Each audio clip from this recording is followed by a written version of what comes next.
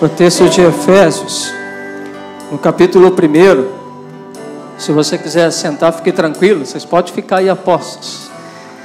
Efésios, no capítulo 1, é uma declaração fantástica de amor.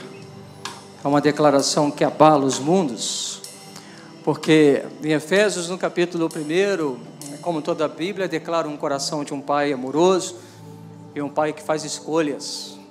Olha para o seu irmão e fala assim: o pai faz escolhas. É tremendo porque em Efésios capítulo 1, no versículo 4, a partir do versículo 3, diz assim: bendito Deus e Pai do nosso Senhor Jesus Cristo, que nos tem abençoado com toda sorte de bênçãos espirituais nas regiões celestiais em Cristo, assim como nos escolheu. Fala assim: Ele me escolheu.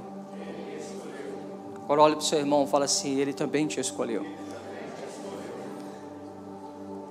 Assim como Ele nos escolheu nele, antes da fundação do mundo. Fala assim: Deus escolheu você antes do mundo existir.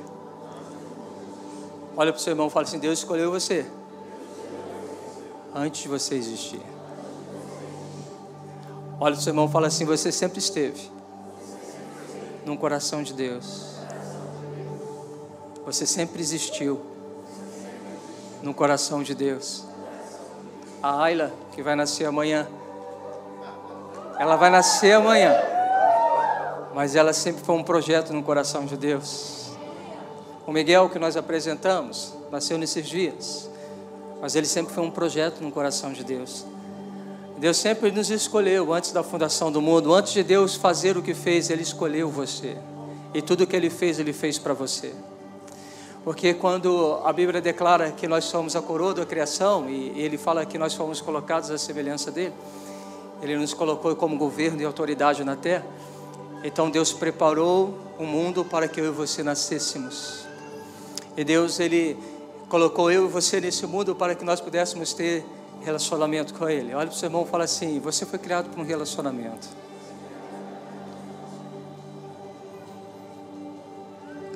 Fala com uma pessoa que você não falou. Fala: você foi criado para um relacionamento.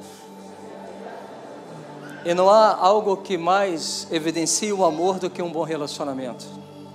Não há nada que seja mais firme do que um bom relacionamento. Um bom relacionamento constrói valores, edifica pessoas. O bom relacionamento lança pessoas. O bom relacionamento destrava pessoas. O bom relacionamento libera as pessoas para ser aquilo que Deus chamou elas para serem. O relacionamento é tão importante porque Satanás, sabendo disso, quis afetar aquilo que Deus criou o homem para estar com Ele, que é justamente se relacionar com Ele.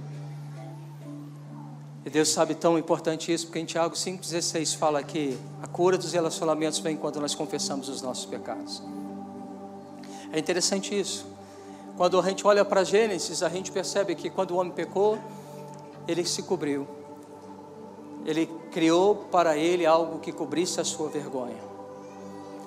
E quando ele está tentando cobrir as suas vergonhas, de uma certa maneira, ao pecar, aquele homem, ele afasta de Deus, e alguns sentimentos passam a brotar no coração do homem. Aquele homem tem medo de Deus. Aquele homem e aquela mulher têm vergonha agora de Deus. Aquele homem e aquela mulher, eles se tornam acusadores, porque agora, quando eles estão diante de Deus, eles começam a acusar um ao outro, dizendo que a razão pela qual que eles pecaram, ela tem uma explicação, e a explicação é o outro que é o culpado. É interessante quando o homem sai da presença, há uma distorção dos seus valores, dos seus costumes, da sua mentalidade, das suas posturas.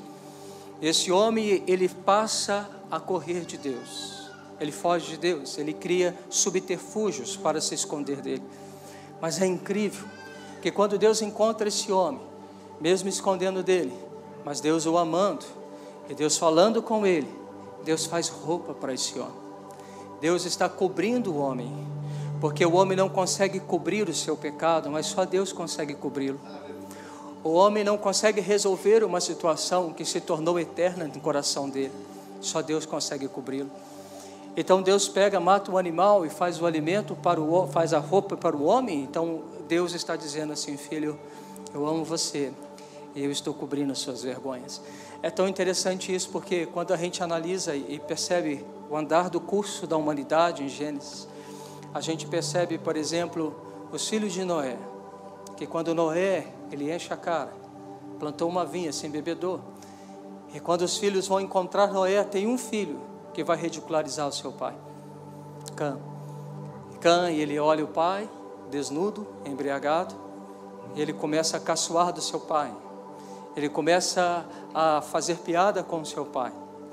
Os dois irmãos de Cã, eles têm uma postura diferente, eles vão cobrir a vergonha do pai. E quando eles vão cobrir a vergonha do pai, Deus diz assim: Cã, agora você será peregrino na terra e você vai servir os seus irmãos. E nasceu a promessa de Canaã para o povo de Deus. Aquele que se tornou filho, era para ser filho, mas tinha um coração não de filho, um coração julgador, um coração que expunha. Então este homem, ele se tornou um escravo de tudo aquilo que estava dentro do coração dele. Ele vai servir a muita gente. Mas o filho, quando honra o pai, ele é honrado pelo pai. O filho, quando ele entende quem é o pai, ele anda com o pai, ele se relaciona com o pai, certamente ele é abençoado pelo seu pai.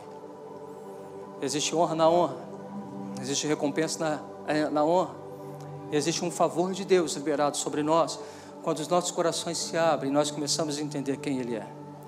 A questão toda é que Efésios está falando para mim e para você, que você não é um erro, você é uma escolha. Olha para o seu irmão e fala assim: você não é um erro, você é uma escolha. Olha para a pessoa que está ao seu lado e fala assim: não foi simplesmente seu pai e sua mãe que escolheu ter você. A Tamira está querendo ter um filho. Você vai ajudar, não vai, varão? Com bastante empenho, não vai? Amém? Ela quer ter um filho, mas quando ela quer ter um filho, ela se une a um plano e um propósito de Deus de gerar filho. Então, há um sim do céu, há um favor do céu. E aí, o que acontece? Porque não é você que escolhe, Deus escolhe te dar. Deus escolheu dar filhos a nós, e Deus nos escolheu para nascermos nessa terra, seja na geração que for, seja na estação que for, mas Deus te chamou para nascer. Eu não sei quanto você, mas quando eu me deparo diante dessa verdade, algo muito incrível começa a acontecer dentro de mim. Porque ainda que meu pai e minha mãe não me escolhessem, ou ainda que meu pai e minha mãe me rejeitassem, mas Ele me escolheu. Isso me dá uma certa afirmação de que eu não sou qualquer pessoa, eu sou um escolhido. Eu não estou passando férias nesse mundo, mas eu estou para viver um propósito. Isso começa a trazer algumas questões dentro de mim, começa a me marcar efusivamente. Eu começo a dizer assim: cara, se Deus me escolheu e me ama, então verdadeiramente eu sou alguém amado, escolhido. Eu tenho um lugar dessa terra. Eu sou chamado para marcar uma geração. Eu não vim passar férias na terra. Quem veio passar férias na terra, levanta a mão. Deixa eu ver, quem está passando férias? Que bom que você não está passando férias. A gente veio para cumprir propósitos. Olha para o seu irmão e fala assim: você veio para cumprir um propósito. Mas o texto de Efésios, ele continua. Eu quero trabalhar 3 palavras, 5. Espera lá, deixa eu contar direito. 4 palavras. Eu quero destacar sobre tudo aquilo que Paulo está orientando os irmãos em Éfeso. Ele fala que Ele nos escolheu antes da fundação do mundo para sermos santos e também repreensíveis perante Ele. Em amor nos predestinou para Ele, para a adoção de filhos, por meio de Jesus Cristo, segundo o beneplácito da sua vontade. Eu não sei porque eu vou falar isso, mas eu sinto de dizer. Eu não sei se aqui nós temos uma pessoa que é adotada. Querido, deixa eu te dizer uma coisa. A gente tem visto que há uma ferida no coração do adotivo. E muitas das vezes o coração do adotivo é o coração de que fala assim: eu fui rejeitado pelos meus progenitores. E talvez você quer saber por que eles te rejeitaram. E talvez você tenha uma angústia dentro do seu coração porque você quer conhecer o seu pai, o seu progenitor. Isso é válido. Eu não estou dizendo que você não deve fazer isso, mas eu quero te dizer o seguinte: se alguém te escolheu e te adotou, Ele exerceu o amor do Pai que adotou a mim e a você. Há amor na adoção, há escolha na adoção. Você pode ter sido rejeitado por um, mas foi escolhido por outro. E quando você foi escolhido por alguém, Ele te escolheu para amá-lo, Ele escolheu você para te ensinar, Ele escolheu você para ser parte e membro de uma família. E você tem todos os direitos legais que um filho gerado pelo progenitor tem. Essa é a lógica do reino. Nós, que somos considerados como gentios, Ele nos adotou como filho. Ele nos tem como filho. Ele nos enxertou na raiz. E a partir do exato momento que Ele me tem como filho e filha, Ele me dá também herança, Ele me dá também promessa. Eu faço parte da família, eu sou da família de Deus. Paulo está dizendo que nós pertencemos a uma família, então. Nós somos de Deus, nós pertencemos à família de Deus. E ele diz que Ele nos chamou para sermos santos e irrepreensíveis perante Ele. Santo, separado, irrepreensível, justo. Olha para o seu irmão e fala assim: separado e justo perante Ele. E em amor nos predestinou para Ele, para a adoção de filhos, por meio de Jesus Cristo, segundo o beneplácito da sua vontade, para o louvor da glória da sua graça, que Ele concedeu gratuitamente no amado, no qual temos, fala comigo, redenção. Pelo seu sangue, fala assim: o sangue me trouxe redenção. Remissão dos pecados, segundo a riqueza da sua graça. Fala comigo, segundo a riqueza da sua graça. Olha que coisa interessante, Deus escolheu você antes da fundação do mundo, e mesmo sabendo que Ele poderia nos perder, caso nós optássemos andar numa vida de pecado, Ele sabia dessa possibilidade. Mas Paulo está dizendo que Deus, Ele não é pego de surpresa em nada, ao contrário, Ele te escolheu. E mesmo eu e você, andando por caminhos de fracasso, de quedas, de separação de Deus, Ele escolheu a mim e a você para sermos filhos dEle, santos e irrepreensíveis. A razão é que para isso acontecesse, para que eu e você pudéssemos viver um plano e um propósito do coração de Deus, Deus teve que intervir e trazer uma redenção. Mas o que é uma redenção, pastor? A redenção significa uma libertação efetuada pelo pagamento de um resgate. A redenção significa colocar você de novo no jogo, colocar você de novo para o propósito. E a redenção só era possível pelo pagamento de um resgate, que tem um pagamento de um sangue. Ninguém podia pagar esse preço. Paulo vai dizer que todos pecaram e foram destituídos da glória de Deus. Mas Paulo vai dizer que a partir de todos nós fomos recebidos na graça e no amor de Deus. E o que Paulo está dizendo e afirmando para mim e você aqui agora, é que Deus é o Deus da sua redenção. O que eu quero que você entenda? Quantos de vocês erraram muito nessa vida e ainda continuam errando aqui? Levanta a mão aqui, deixa eu só ver quem que nunca errou. Deixa eu ver aqui, Okay. O Gravel nunca errou. O Gravel também errou. Então veja, todos nós estamos no mesmo balaio de gato. Escute algo interessante. Quando nós falamos para ser santo, ou quando Paulo fala sobre santo e irrepreensível, não é pela força sua, não é pelo seu fazer. A gente tem uma questão equivocada. A gente crê que pelo nosso muito fazer, eu me torno santo e me torno irrepreensível. Toda a justiça do justo é como traça de imundícia. Não há um justo sequer na face da terra. Você pode nunca ter matado uma formiga. Você pode, talvez, nunca ter falado uma mentira. Mas a Bíblia classifica você e a mim como trapo de imundícia. Mesmo assim, você não consegue salvar você mesmo. Você não tem poder de te salvar. Na verdade, todos nós merecíamos de fato a condenação. Mas Deus nos deu a redenção. Quando Ele paga o preço de um resgate, Ele comprou você. E quando Ele comprou você, Ele disse assim: a dívida dele está quitada. Não há mais nada que você vai argumentar contrário a Ele, porque eu paguei o preço. Eu o libertei. O pecado já não mais me escraviza, e ele já não é mais o filho do pecado, agora ele é o meu filho. E a minha justiça agora é com ele. Quando ele fala de sermos santos e irrepreensíveis, eu tenho entendido que Deus nos chamou para ter um relacionamento sempre de iguais. Você percebe que a Bíblia, ela fala, por exemplo, para nós sermos santos como Ele é santo. Ele fala para nós, para que a gente tenha o mesmo pensamento que Ele tem, o mesmo sentimento que Ele possui. Em todo momento a Bíblia está falando para nós nos tornarmos iguais, para que nós possamos ter o que Ele tem, para que nós possamos funcionar no Espírito que Ele funciona. Quando a palavra de Deus fala isso, durante muito tempo eu achei assim: poxa, mas isso é pesado demais. Como nós conseguimos nos tornar semelhante a Ele. E todas as vezes que nós o tentávamos ser, nós deparamos com a nossa fragilidade, o nosso pecado. Então a gente entra numa singela constatação: não é a minha ou nem a sua força, é o quanto que o Espírito de Deus opera em mim e opera em você. Já não é mais pelo que eu faço, é pelo que Ele fez. Já não é mais pelo meu esforço, mas é pelo sacrifício. E quando eu começo a entender isso, eu começo a entrar numa dinâmica de um relacionamento de coração para coração, olho no olho, o relacionamento de igual. Igual por quê? Porque Ele me fez um igual. Igual por quê? Porque Ele me fez um justo. Igual por quê? Porque Ele me resgatou.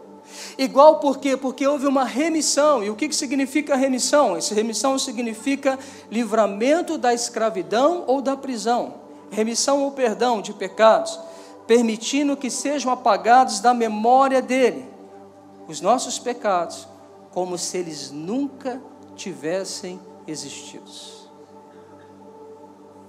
Então, quando eu estou nele, eu tenho a redenção, mas eu tenho a remissão. A palavra também vai dizer que não há condenação para quem está em Cristo Jesus. Então, meu irmão, minha irmã, Deus nunca te condena.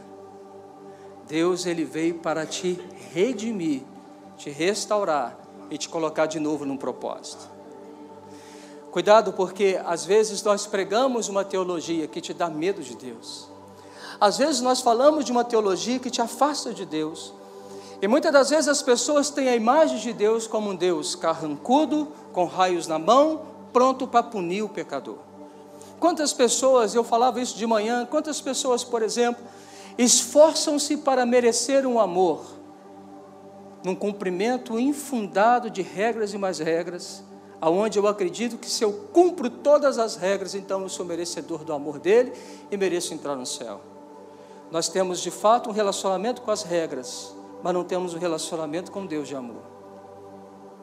Uma vez eu disse a vocês: pais severos transmitem severidade aos filhos, e severidade aos filhos transmitem medo dos pais.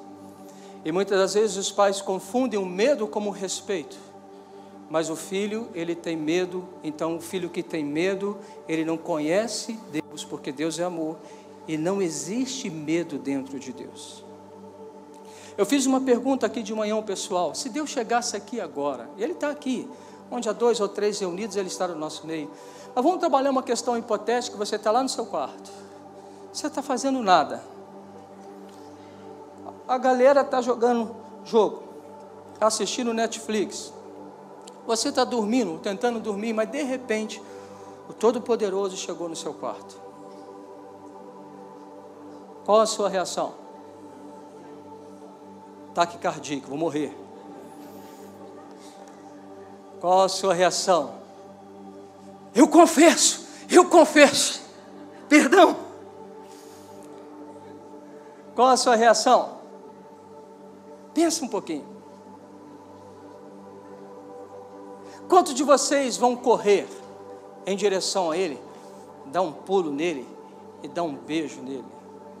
E que vão ficar pegando o rosto dele, acariciando, beijando. E aí ele vai dar aquela gargalhada: filho. E aí ele começa a te beijar, e você fala assim: pai, é você.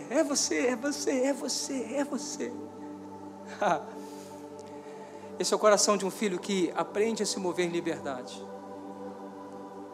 que não tem medo dele, mas tem prazer nele. A nossa teologia tem nos embrutecido. A nossa teologia tem arrancado de nós a doçura do viver com Ele. A nossa teologia tem nos colocado como julgadores demais.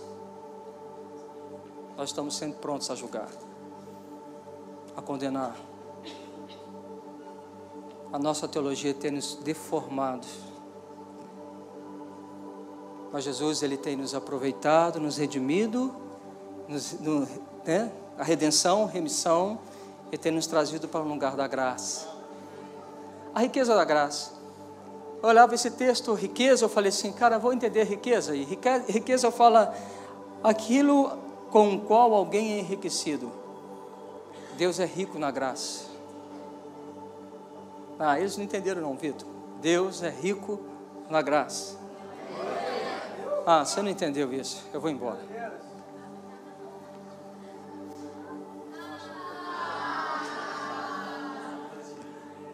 Deus é enriquecido. Para cada pecado seu, Deus vem com a...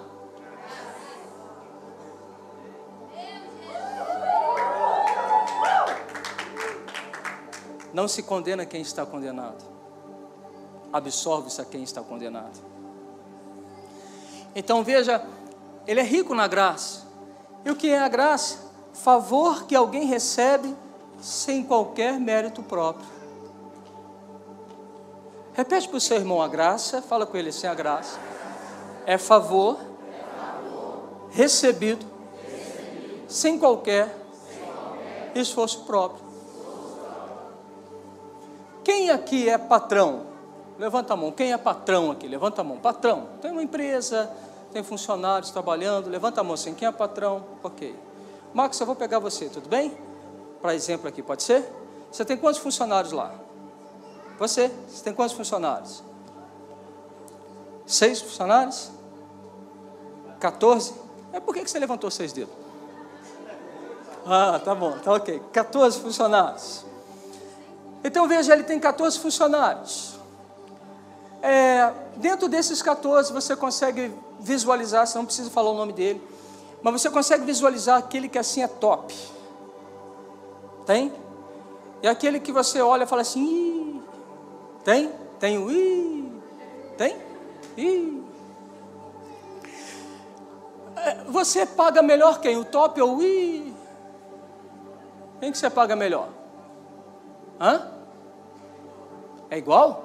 Todo mundo ganha igual? Você acabou de falar que ganha igual, agora você falou que é mais ou menos. Resolve, vai lá. Quem trabalha melhor tem um melhor salário? Sim ou não? É ou não é?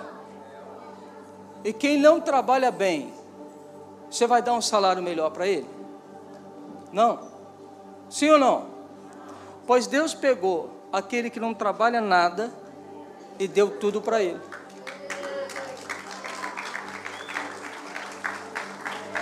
A graça é você receber algo sem você merecer.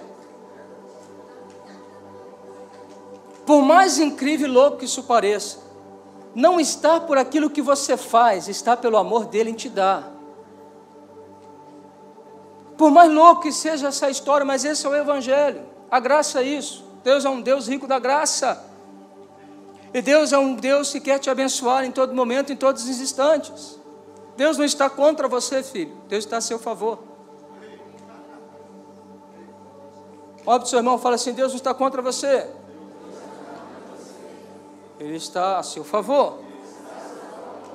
Agora pergunta para o seu irmão: você está vivendo tudo que Deus quer que você viva? Quantos de vocês estão vivendo tudo que Deus quer que você viva? Levanta a mão. Eu não posso levantar a mão porque eu ainda não estou vivendo tudo que Deus quer que eu viva. O problema está com Deus. Deus que está travando os céus. O problema está com quem? Pega um dedinho seu, coloca assim na testa do seu irmão, fala assim: o problema está aí dentro. Uma mentalidade escrava. Não consegue entender um Deus que se relaciona com filhos. Então veja, o Senhor preparou tudo. O Senhor conquistou tudo para que eu e você pudéssemos viver uma realidade plantada no coração dele. Deus criou você, a mim, antes da fundação do mundo, para estar nele, com ele. Deus nos criou para um relacionamento. Olha para o seu irmão e fala assim: Deus nos criou para um relacionamento. Deixa eu te explicar algo, porque às vezes a gente não consegue chegar ao processo que Deus está dizendo. Paulo, em Filipenses capítulo 2, ele vai falar para nós desenvolvermos a nossa salvação. Presta atenção em algo. Se você pensa cristianismo como entrar e sair de uma denominação, você está fadado a não ter um relacionamento com Deus da religião que você diz servir. Se você está entendendo que cristianismo, ele é o simples fato de você pertencer a uma denominação e vir a um culto, domingo ou na terça, ou frequentar uma célula, você não entendeu que cristianismo é um relacionamento com ele. Só um relacionamento pode mudar você. Não é simplesmente você fazer as coisas para merecer, mas é você permitir que Ele transforme você. Então escute algo que eu quero que você vire uma chave dentro de você. Não pense você que apenas um momento como nós tivemos de ontem, enquanto o fogo veio e desceu, e que isso é totalmente suficiente para te mudar por completo. Aquilo é mais uma vez que Deus está revelando a graça dEle, o amor dEle, e nos impulsionando a dar o próximo passo no domingo, na segunda, na terça e na quarta. Preste bem atenção que eu quero que você entenda. Não existe relacionamento se não houver aproximação. Não existe transformação se você não olhar dentro dos olhos dEle. Não existe mudança na sua vida se você não priorizar o estar com Ele. Escute algo, uma chave que Deus me deu de manhã. Eu vou repetir algumas coisas aqui, tá? Que eu falei pela manhã. Eu e a minha esposa, eu me relaciono com a minha esposa há mais de 20 anos. E todas as vezes que eu encontro com a minha esposa, eu quero conversar com a minha esposa. Eu cheguei de viagem. Que dia que eu cheguei, Érica? Quinta? Quarta-feira, cheguei de viagem, trouxe 2 malas comigo, Andressa e Sara. E eu cheguei meia-noite em casa. A minha esposa deu atenção a Andressa e a Sara. Eu também dei atenção a ela. Eles foram dormir. Eu e a minha esposa ficamos conversando, alta madrugada. E ela não estava reclamando, não era DR, era simples fato de gostar de estar junto. Olha como a gente faz com Deus. Para quantos a oração é pesada e penosa? Pensando sobre relacionamento e pensando sobre oração, eu chego a uma constatação. Algumas pessoas falam que eles estão bem em Deus se eles estão orando todos os dias, pois até a sua oração diária pode ser uma religião. Algumas pessoas, eles falam assim, olha, você tem que orar 1 hora. Cara, aí a pessoa marca no relógio 1 hora. Pensa se eu sento com a minha esposa e de repente eu olho para ela e falo assim, você só tem 1 hora comigo. E marco 1 hora. Ela está falando comigo 1 hora. Ou o contrário. De repente parece que Deus está querendo que a gente ore com Ele 1 hora. E Deus fala assim, eu quero ter um relacionamento de 1 hora com você. Aí você pensa, então, eu e a Érica agora, eu falei assim, minha mulher, a Bíblia fala que eu sou cabeça, olha minha cabeça, sou cabeça do lar, e eis que eu vos digo, eu lhe mando, venha junto, senta aqui, 1 hora conversando comigo. Aí ela, sim, Senhor, meu marido, isso agrada o Senhor? Sim. Aí ela fala, começa a falar. De repente ela olha no relógio, só deu 5 minutos. Aí de repente deu 5 minutos. E ela não tem mais assunto. Ela fala assim, o que eu vou falar? Repete tudo que você falou 5 minutos atrás. Aí ela vai repetindo. A cada 5 minutos ela repete a mesma frase. Quando chega 1 hora, ela fala assim, Senhor meu marido, deu 1 hora, eu posso ir? Sim, pode ir agora. E ela sai aliviada daquele lugar, porque aquele lugar é penoso e chato. As suas orações têm sido chatas? Agora, quando você ama alguém, você quer estar com alguém. Quando você ama alguém, não são 1, nem 2, ou 5, ou 10 minutos, é todo o tempo. Todo o tempo eu me relaciono com ela, por WhatsApp, junto com ela, por telefone, levando ela juntamente comigo nos lugares que eu quero ir. Em todo o tempo eu estou com ela. E eu comecei a perguntar para mim, eu falei assim, rapaz, alguns momentos, para mim, as orações também elas se tornam pesadas. E eu falei assim, meu Deus, eu também sou religioso demais. Mas quem ora 1 hora, e bate no peito e fala assim, você ora quanto tempo? O cara fala 5 minutos, você fala 1 hora, esse é um soberbo. É aquele que está nas praças querendo aparecer para todo mundo. Ele não tem um relacionamento com Jesus, ele tem um relacionamento com a regra de 1 hora. Então qual é o tempo que você tem que passar com Jesus? Não existe. Uma canção que nós cantamos ontem me dá a eternidade. Não existe. Vai segundo a paixão do seu coração e vai segundo o nível de você estar apaixonado. É interessante como alguns lugares que nós dizemos que Deus está, se tornam chatos para que nós estejamos nele. Culto chato, culto longo, culto curto. E nós vamos colocando dentro de uma questão que nós vamos apreciando para nós o que é bom, o que é ruim para nós.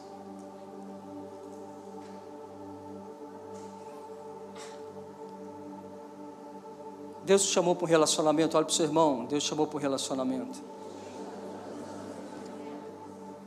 Saindo da introdução e indo para o seu irmão. Amém? Eu vou ser agora mais preciso com você. Atos 1:1. Abre, por favor. Atos capítulo 1, versículo 1. Marcelo, também acha aí de uma vez já Hebreus 12, de 1 e 2 só. Atos, capítulo 1 de Atos. Aleluia, você está comigo? Glória a Deus, aleluia. Lembra que depois tem bolo e cachorro quente, hein? Tá bom? Vai ser toda gente com fome, tá vendo? Olha aí. Eis que eu vos digo, nem só de pão viverás o homem, mas de toda a palavra. Escrevi o primeiro livro, ó Teófilo. Fala assim comigo, ó Teófilo. Não, você pode falar melhor. Fala assim, ó Teófilo. É o Teófilo.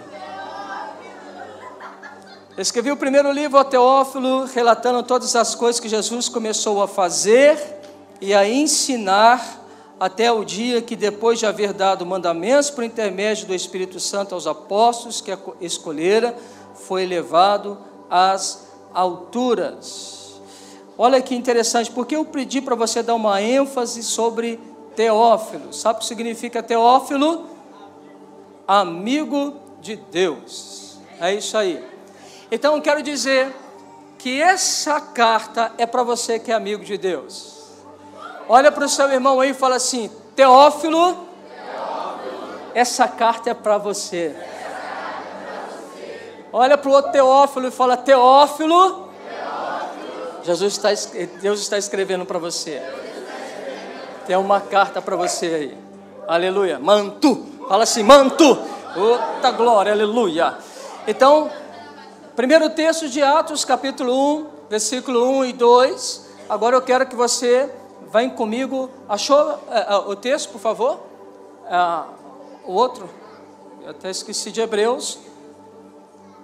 Hebreus 12. Ok, 1 e 2. Portanto, também nós, visto que temos a rodear-nos tão grande nuvem de testemunhas, desembaraçando-nos de todo o peso, de todo o pecado que tenazmente nos assedia, corramos com perseverança a carreira que nos está proposta, olhando firmemente para o autor, consumador da fé, Jesus, o qual, em troca da alegria que lhe estava proposta, suportou a cruz, não fazendo caso da ignomínia, e está sentado à destra do Deus Todo-Poderoso. Nós temos o primeiro texto, e o primeiro texto que nós lemos, ele está falando a respeito de algo que é micro, algo que está relacionado a um grupo de discípulos de Jesus. O outro texto, nós temos aquilo que é macro, que é uma nuvem. Fala comigo assim, o texto de Hebreus é nuvem. Fala assim, nuvem grande. Fala assim, uma nuvem. E qual é o nome da nuvem? Hã? Glória de Deus? Não. Qual é a nuvem? O nome da nuvem. Ajuda eles ali, Marcelo. Qual é o nome da nuvem? Acho que a Nicinha falou ali. Qual que é a Nicinha? Nuvem de testemunha. Fala assim, existe uma grande nuvem de testemunha a rodear-nos. Fala assim, existe testemunhas rodeando você. Isso é grande ou é pequeno? É grande. Mas o texto de Atos é micro. O texto de Atos está falando a respeito de mim, de você, dos vivos e de uma missão. Está falando com os amigos.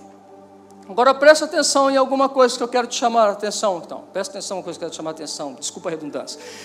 Primeiro ponto, o macro é a igreja triunfante. Fala assim, o macro está falando de Abraão, Noé, mais de quem? Moisés, Isaías, mais de quem? Mais de quem, gente? Poxa, uma pista dessa que eu dei para vocês, ele está falando de quê? Qual é a nuvem de testemunha que ele está contando, que nos rodeia? São a vida daqueles homens e mulheres de Deus, que amaram Jesus mais do que a vida, e que o testemunho deles nos precedem. Então o que ele está dizendo assim, na cristandade você não está sozinho. Significa que o testemunho de homens e de mulheres que existiram antes de você, são para você um estímulo para a sua continuidade. Porque o testemunho daqueles homens, eles amaram a Deus tanto que alguns deles foram cerrados ao meio, alguns crucificados de cabeça para baixo, alguns deram a sua vida, foram martirizados. Então fala assim, há um testemunho de macro. Fala, foi um testemunho de macro. Fala com o seu irmão assim, você não está sozinho. Você está passando por luta? Então olha o testemunho de quem passou por luta igual ou maior do que a sua, e você vai ver que você não está sozinho. Quando eu estou vivendo momentos apertados, eu preciso ter um referencial. Olha para o seu irmão e fala assim, momentos apertados exigem de você um foco, um referencial. Não que os momentos abundantes não nos exijam, mas para você sair de um lugar apertado, conforme nós falamos no domingo passado, você precisa de ter alguém que seja um referencial para ajudar você a sair dos lugares dos apertos. Aqui a Bíblia está falando da nuvem de testemunho. Nós temos uma nuvem que está nos rodeando. Nós falamos também da igreja militante. Nós estamos falando a respeito daqueles que vão influenciar vidas. Por exemplo, quantos de vocês aqui podem me dizer, não vai dar para todo mundo falar, mas diga para alguém o nome da pessoa que te ganhou para Jesus Cristo. Olha para a pessoa que está ao lado e fala assim, a pessoa que me ganhou para Jesus Cristo, que falou sobre o amor de Jesus para mim foi quem? Fala aí, fala para a pessoa. Sabe o nome dela? Sabe, Gravel? Então fala com a Paulo. Amém? Falou? Veja, o fato de você estar nesse lugar aqui agora é porque tem alguém que se importou com você, ao ponto de pregar para você, e revelar o amor de Deus para você, alguém que te influenciou, alguém que te conduziu até o amor de Jesus. Então veja, diante disso, nós temos pessoas de macro e nós temos pessoas de micro. O texto de Atos dos Apóstolos está preparando os apóstolos para uma grande missão, para que eles pudessem receber o Espírito Santo de Deus e fosse espalhado por toda a terra. Veja, o que eu quero pontuar com vocês aqui, é que Deus nos chamou para sermos uma igreja de discípulos relevantes. Veja, que todos nós temos uma função no corpo de Cristo, e todos nós somos chamados para um propósito. Deus te chamou para estar nele antes da fundação do mundo, Deus te chamou para ser semelhante a Ele. Vamos olhar para Jesus, e vamos olhar então Jesus como nosso referencial, porque Ele vai nos moldar a nossa vida, o nosso caráter, e vai inserir o propósito no nosso coração. Diante disso, a gente precisa entender que existe uma igreja, que ela é igreja, fala comigo, orgânica. Fala assim, igreja orgânica, corpo. Toca na pessoa que está ao seu lado. Essa é uma igreja orgânica. O que tem numa igreja orgânica? O que tem? Fala assim, problema. Meu Deus. Se a gente trabalhar um problema por pessoa, já vai dar muito problema aqui, não vai? Mas você concorda comigo que a gente pode, pelo menos por baixo, trabalhar 5 problemas por pessoa? Por exemplo, tem pessoa que está endividada, um problema. Tem pessoa que está odiando alguém, segundo problema. Tem pessoa que está envergonhada, aí você já entendeu, os problemas das pessoas. Dá uma olhadinha para a pessoa que está ao seu lado aí. Quantos problemas você tem? Digamos que nós somos aqui 400 pessoas. Se a gente multiplicar isso por 5, faz a conta, Paulo, você que é bom de conta. 400 por 5 dá quanto? 2.000 problemas. Fala assim, cada pessoa é potencialmente provocadora de 5 problemas. E o que eu faço com o problema? Devolvo? Resolve? Como eu resolvo? Aí é a chave. Como eu resolvo? Como eu resolvo? Como eu resolvo, gente? A igreja orgânica é a igreja do cuidado mútuo. A igreja orgânica é a igreja do olho. A igreja orgânica é a igreja que foi escolhida antes da fundação do mundo, remissão, como é que é? Redenção. Da redenção, redimida e cheio da graça. Quando ele me faz isso, ele me coloca, me posiciona, ele está dizendo o seguinte: agora como igreja orgânica, nós vamos cuidar uns dos outros. Olha para a pessoa que vai cuidar de você, está do seu lado. Olha para ela e fala assim: uau, é você que vai cuidar de mim?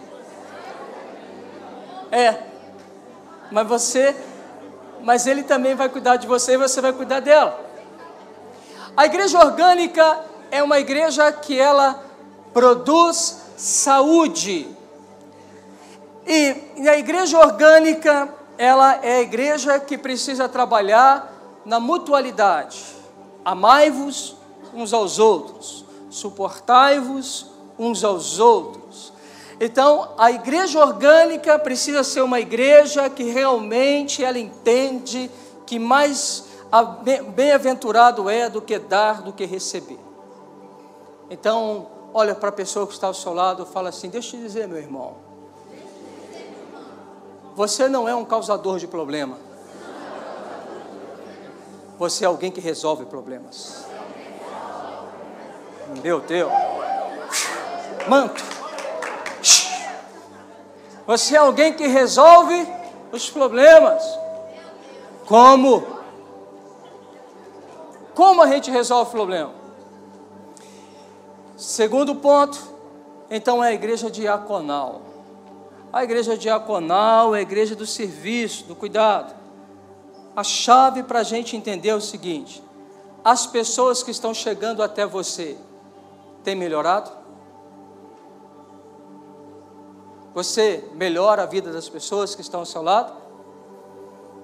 As pessoas que vêm até você, que vêm à sua célula, ou que vai à sua casa, ou que está na sua família, as pessoas com quem você anda com elas estão melhorando? Pensa aí, sim ou não? Estão ou não estão melhorando? Porque veja, essa igreja orgânica e diaconal, ela é uma premissa que eu melhoro a vida das pessoas. E não só melhoro a vida das pessoas, eu melhoro o ambiente onde eu entro. Algumas pessoas chegam para mim e falam assim: pastor, eu vou sair do meu trabalho. Porque ele fala assim, porque lá é o lugar do cão. Aí eu falo assim: então pisa na cabeça do cão. Pastor, vou pisar na cabeça do patrão? Não, é do cão, não do patrão. Você precisa gerar o ambiente de transformação. Geralmente algumas pessoas que têm dificuldade com algum tipo de ambiente é porque eles estão sendo afetados pelo ambiente. Pessoas que transformam o ambiente, eles não têm problema de estar no ambiente. Daniel era um camarada que transformava os ambientes. Aonde ele estava, ele mudava tudo, mudava toda a conjuntura. A Sara foi para a Inglaterra, e a inserção da Sara na Inglaterra tem que mudar a Inglaterra. Como eu começo a mudar a Inglaterra? Cuidando um no um. Pode ser que ela está cuidando com o futuro primeiro-ministro da Inglaterra. Como é que você sabe se a pessoa vai ser o primeiro-ministro da Inglaterra, ou o presidente da República, ou o prefeito de Muriaé, ou o maior empresário dessa cidade? Você não sabe, ele sabe. Mas o que você tem que fazer? Cuidar. Então eu tenho que sair pregando na praça, ou pegar como é que chama aquele negócio? Hoje nem faz mais isso, né? megafone e vou pregar. Não, hoje ninguém pega com megafone. Ah, não, você precisa cuidar. De quem? De uma pessoa. A igreja, quando ela dá importância às pessoas, ela cuida das pessoas. Então veja, Deus nos escolheu antes da fundação do mundo, nos colocou com um propósito, e quando nós vivemos o propósito, nós vivemos uma dimensão orgânica, vivemos uma dimensão diaconal de serviço, e vivemos também numa outra dimensão, que é a dimensão de crescimento. Como é o crescimento? O crescimento é algo muito natural. O crescimento é algo saudável. Se nós somos um corpo saudável. O Pedro, quando ele nasceu, ele pegou os seus pais ainda muito imaturos, pais de primeira viagem. Me pegou com uma certa condição financeira, social. Ele nasceu num contexto de uma igreja com uma característica rural. Sofia, quando nasce, ela nasce então numa família onde eu e Eric já estávamos mais amadurecidos. Por quê? Porque o próprio educar do meu filho me fez crescer, me amadureceu. Então, é verdade que a Sofia me pegou melhorado. Se eu tivesse o meu terceiro filho ia pegar a mim e a minha esposa numa nova dimensão e melhorado ainda. Então, quem sofreu mais os trancos? O Pedro. Quem sofreu menos os trancos? Sofia. Quem vai sofrer menos ainda? O terceiro, o quarto, o quinto, o décimo, assim sucessivamente. É por isso que o avô não estressa, porque o avô sabe que faz parte do jogo da vida, e ele está curtindo os seus netos e os pais descabelando para educá-los. Cadê os avós aqui? Levanta a mão, é isso? É assim mesmo? Vocês querem curtir. Vocês agora querem falar bilu-bilu, você quer agora passear com o filho, com o neto, você quer levar ele para comer um monte de porcaria, na verdade, entope o moleque de bala, e o pai fala assim, não dá bala, mas você chupou bala igual um desgraçado, agora o neto não pode. Aí veja, então o avô ele já é mais experimentado, ele é experiente. Ele pode então advertir o filho, falar assim, filho, essa medida sua, você está excessiva, eu fui assim contigo, e olha o que deu. Que deu o quê, pai? Você ficou assim. Então veja, existem ciclos de cuidado, mas o que a gente não pode ficar livre é de cuidar. E o próprio crescimento do corpo, ele é na proporção do amadurecimento do corpo. Cada vez mais que nós criamos traquejo, experiência, para lidar com problemas e solucioná-los em Cristo, mais o corpo vai crescer sadio. Mas se nós formos pessoas que queremos cuidar, mas somos ainda crianças querendo cuidar de crianças, vai ter uma histeria no corpo. Então o corpo vai ser deformado, ele vai crescer muito deformadão. Ele não vai crescer muito parecido com Jesus. Agora, guarda uma coisa no seu coração e olha para o seu irmão do seu lado e fala assim, você está num processo. A questão toda é, querido, você está melhor hoje do que você estava ano passado? Seja sincero, olha para você, pega um espelho, tira um selfie agora de você, olha para você e fala assim, hoje eu estou melhor do que eu estava um ano atrás. Meu irmão, porque o crescimento sadio tem que te fazer entender isso, eu estou melhor. Hoje as pessoas têm a melhor versão de mim, mas amanhã eles terão a versão mais top a respeito de mim, porque eu estou crescendo, porque nós estamos sendo desenvolvidos, e o discipulado nos desenvolve. Porém, se justamente eu me isento de fazer parte de um processo, se geralmente eu isento de entrar no autocuidado, o que eu estou fazendo? Eu estou retardando a minha maturação. Eu estou simplesmente me colocando numa bolha. Estou dizendo para mim mesmo, eu não quero crescer. E o problema de quem não cresce é que sempre vai regredir e vai adoecer. Veja, é simples. Uma igreja com a característica de Jesus, que Ele pagou o preço por ela, escolheu antes da fundação do mundo, é para ser representação da glória dEle. E a glória dEle tem que ser transmitida em pessoas melhoradas. Agora, guarda uma coisa no seu coração. É um processo de melhora. Não é porque você está aqui agora na igreja, você fala assim, eu já melhorei tudo. Não, você ainda está no processo de melhora. Algumas pessoas precisam melhorar, eu preciso melhorar. Pergunto para minha esposa, ela vai dizer assim para você, meu marido é 99,9%, mas falta um ali, um pouquinho, né, meu amor? Mentira, mentira. Sou não de 99,9% não, sou cavalo com ela às vezes. Não trato ela com dignidade como deveria tratar, de repente eu dou um coice nela, ela fica lá. Eu não sou tão doce como deveria ser com ela. E ela também não é tão doce como deveria ser comigo. Você nunca viu o bico que ela faz? Eu já vi, dá medo. Mas a gente vai aprendendo nesse negócio. A gente vai aprendendo no olho no olho.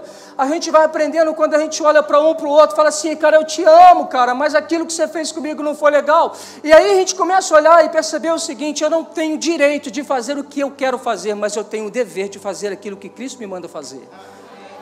E aí está toda a mudança, porque as provas diárias que nós passamos, são provas diárias para nos transformar em semelhança a Ele, então é simples, você pode ter vontade de matar alguém, mas não mata, perdoa, você pode ter vontade de dar uma volta com alguém, já viu? Pessoa que dá volta na gente, ou a gente dando volta nos outros, já viu? Como é que é a volta? Você está num passeio, o cara vem lá, aí você dá a volta.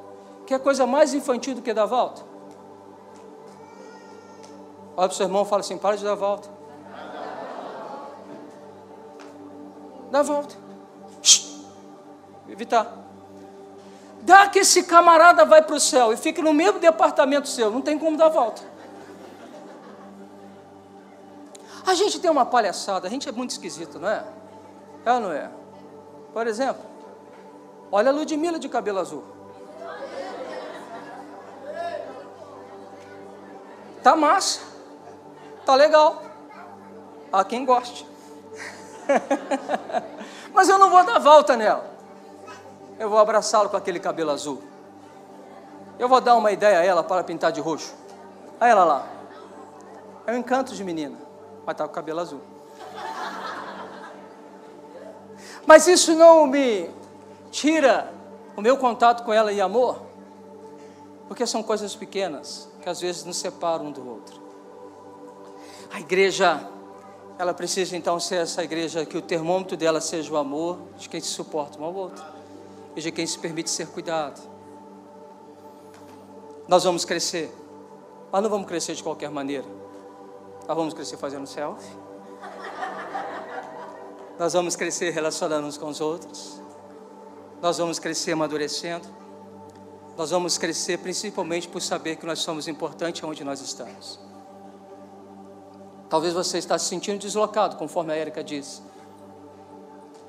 Então nós precisamos dizer para você que nós te amamos. E que nós queremos você no jogo. Jogando com a gente. Vibrando com a gente. Torcendo com a gente. Se permita revelar os seus dons. Na koinonia do relacionamento. Eu aprendi que Luiz, cadê o Luiz? Eu aprendi que Luiz, ele é servil.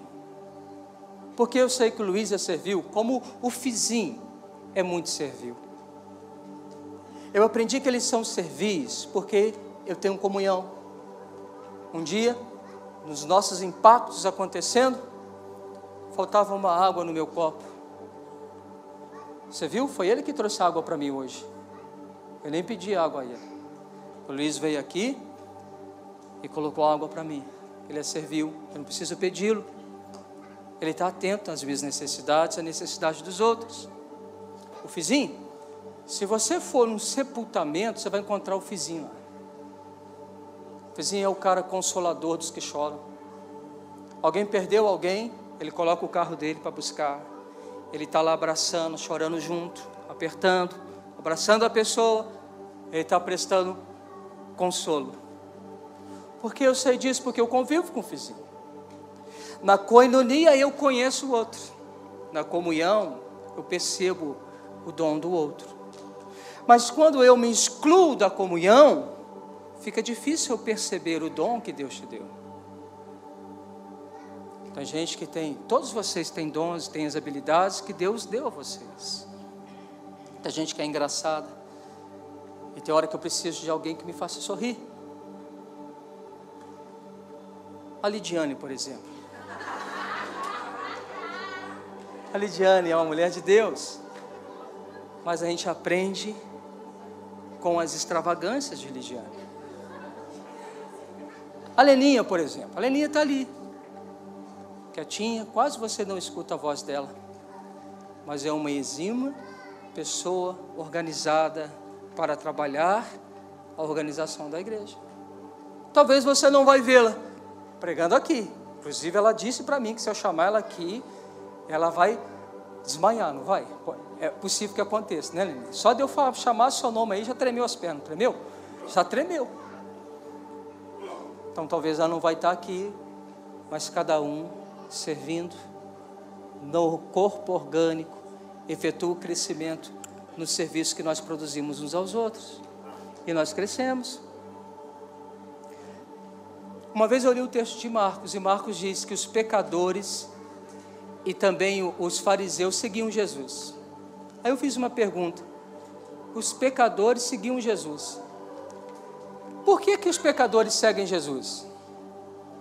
Porque Jesus não julga, Jesus ama. Você quer afugentar alguém? Começa a falar, você acabou de conhecer a pessoa, você fala assim, você vai para o inferno. Aí fala assim, cara esquisito. Ele pode até ir, mas você precisa falar. O que você pode falar é o seguinte, cara, Deus te ama, Ele quer te fazer você entender o amor dEle. Eu já conheço o amor dEle, cara, mas Ele quer revelar mais. E de repente, olhando para Deus, Ele fala assim, cara, eu estava numa enrascada, e graças a Deus que você me mostrou Jesus. A gente precisa promover crescimento nas pessoas. Você tem o dever de melhorar a pessoa que está ao seu lado. Eu falei com o Eliakim deu uma parada na barba. O Eliakim deu uma parada na barba. Nem Eliakim, ficou mais bonito, Eliakim. Você está lindo. I love you, também te amo. Então o Eliakim deu aquela paradinha na barba. Lógico que eu estou enfeitando alguma coisa para você rir um pouquinho.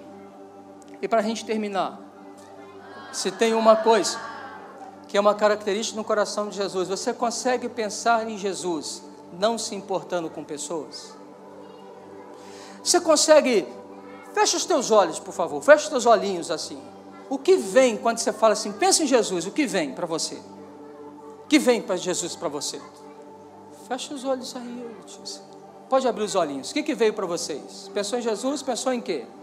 Amor. Quem pensou assim de carrasco? Jesus, carrasco. Quem que pensou assim, pior do que o diabo? Só o satanista. Agora, se você pensou amor, se você pensou bondade, se você pensou perdão, se você pensou vida, você está tendo contato com o caráter de Jesus. Agora, deixa eu te falar uma coisa, essas coisas estão dentro de mim, estão dentro de você? Amados, quando nós falamos de um peso de amor pelas pessoas, de querer ganhar almas, é porque Jesus é assim. Então veja, para eu terminar, eu afirmei a você que a igreja não é a igreja que frequenta culto, mas a igreja é alguém que relaciona com Jesus. E no processo que eu me relaciono com Jesus, vai acontecer algo incrível dentro de mim. Eu vou amar pessoas, eu vou querer ganhar pessoas. Quando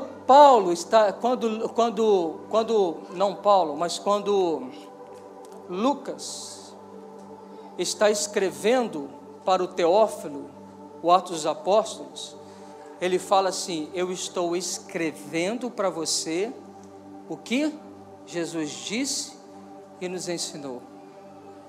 Olha para o seu irmão e fala assim, você não tem um direito de ensinar a pessoa o que você acha, mas você tem um dever de ensinar a pessoa o que você aprendeu com Cristo.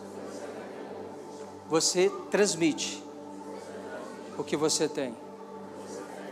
Lucas está transmitindo Jesus, e Lucas está falando assim, Teófilo, amigo do Senhor, eu vou te ensinar aquilo que eu aprendi, aquilo que Jesus me disse. Discipulado é a igreja. Discipulado é uma transmissão de ensino e de uma vida. E não tem como não ensinar as pessoas a ter paixão por vidas e cuidar de almas. Essa igreja é a igreja de Jesus. Essa igreja é a igreja madura. Essa igreja é a igreja que Ele sonhou antes da fundação do mundo. Porque diz o texto que mesmo tendo sonhado com você e na possibilidade de te perder, Ele criou um plano de salvação, de redenção e remissão. Ele te ama tanto que Ele não quer ficar sem você. Mas quando eu me relaciono com Ele, algo dele está dentro de mim. O amor dele está dentro de mim. E se o amor dele está dentro de mim, eu também passo a me importar com o que ele se importa. Dessa maneira, essa igreja, ela dá um presente ao mundo, porque ela é Jesus. Porque eu sou um Jesus. Porque você é um Jesus. Porque você é um referencial para alguém. Porque você é uma pessoa que melhora a vida de quem está ao seu lado. Bem-vindo à igreja do nosso Senhor Jesus Cristo. A igreja que nos melhora. A igreja que nos coloca em propósito. A igreja que cumpre um propósito. Essa é a igreja de Jesus. Você é a igreja de Jesus. Você é aquele que Jesus conta. Você é aquele que Jesus te restaurou para que você estivesse nesse lugar que você está. Nós estamos aprendendo, errando, mas aprendendo. Não tenha medo de errar, mas busque acertar. E ame o Senhor, mais do que sua própria vida. Para isso, nós não vamos conseguir ser isso, que é o plano de Deus, se o Espírito Santo de Deus não tiver liberdade em nós. A gente precisa se convencer a nós mesmos que eu, pelo meu esforço próprio, não consigo. Eu não consigo por mim. Mas Ele consegue mudar a mim. Eu não consigo. Por isso eu só tenho que fazer algo. Eu tenho que matar para Ele ressuscitar. Você tem que fazer morrer as suas paixões para Ele te ressuscitar. A vida é a vida de ressurreição, mas quem morre é você e eu. Gente, é bom morrer? É bom morrer para suas emoções? É bom morrer para suas convicções? Tem gente que tem uma convicção empunhada há tantos anos, que diz assim: eu não arredo o pé, isso aqui é minha verdade. Mas ele está segurando uma mentira. Precisa morrer para que a verdade entre. Está entendendo? A gente precisa deixar algumas coisas ir embora para que coisas novas nos possuam. Não dá para brigar com algo que Deus quer nos tirar dele.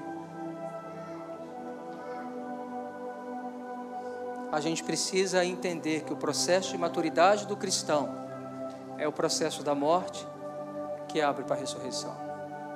Vamos ser sinceros. A gente sofre muito, não sofre?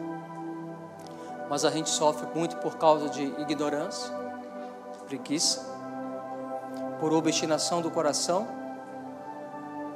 por não querer ouvir ou não querer obedecer o que o Senhor tem falado com a gente. Porque a gente está vivo ainda. A gente quer ter razão em tudo. A gente quer controlar tudo. E Deus quer que você perde o controle.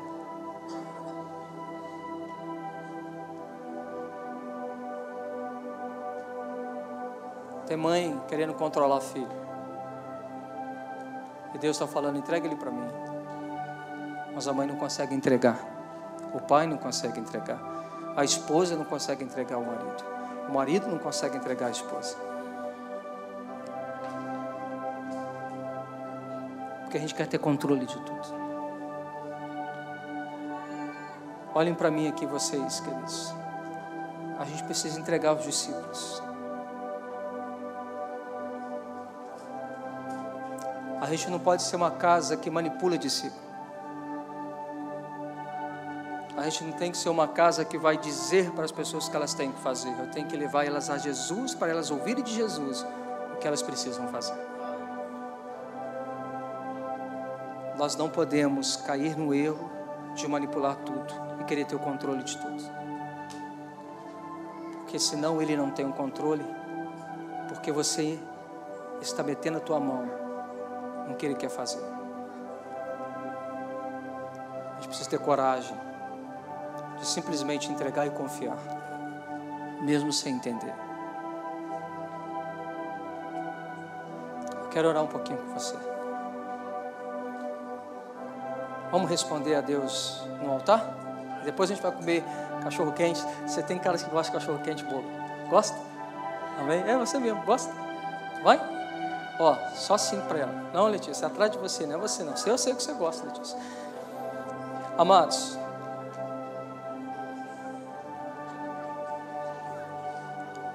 vamos nos perder para ser achado?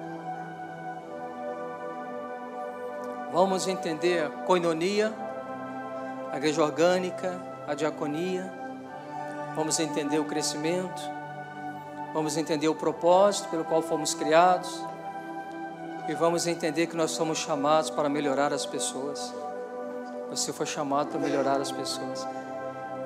Quando está olhando aqui a Laís e o João Paulo, Laís e João Paulo melhoraram a vida, pelo menos de uma eu sei, de uma pessoa empobrecida.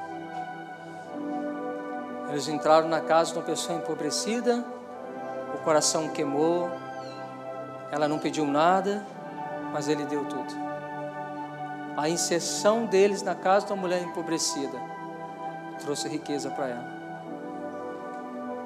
É assim que é a igreja.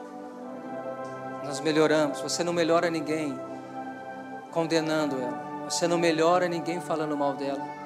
Você não melhora ninguém contando os podres dela. Você não melhora ninguém fazendo fofoca a respeito da vida dos outros. Você melhora as pessoas quando você cobre a multidão de pecados com a pitada do amor.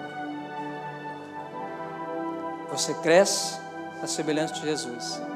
E nós crescemos na efusão do amor. Ao ponto que a casa se encherá de filhos amados, cuidados, redimidos, restaurados para a glória de Deus. E as nossas reuniões serão para a glória de Deus. E quando nós nos ajuntamos, vai ser para a glória de Deus. E quando nós abrimos os nossos lábios, será para a glória de Deus. E quando nós dormimos, será para a glória de Deus. Porque tudo que vamos fazer vai ser para a glória de Deus. Porque Ele nos tem por completo. Porque você é dele, escolhido antes da fundação do mundo, para ser santo e irrepreensível pelo poder dele que efetua em vós.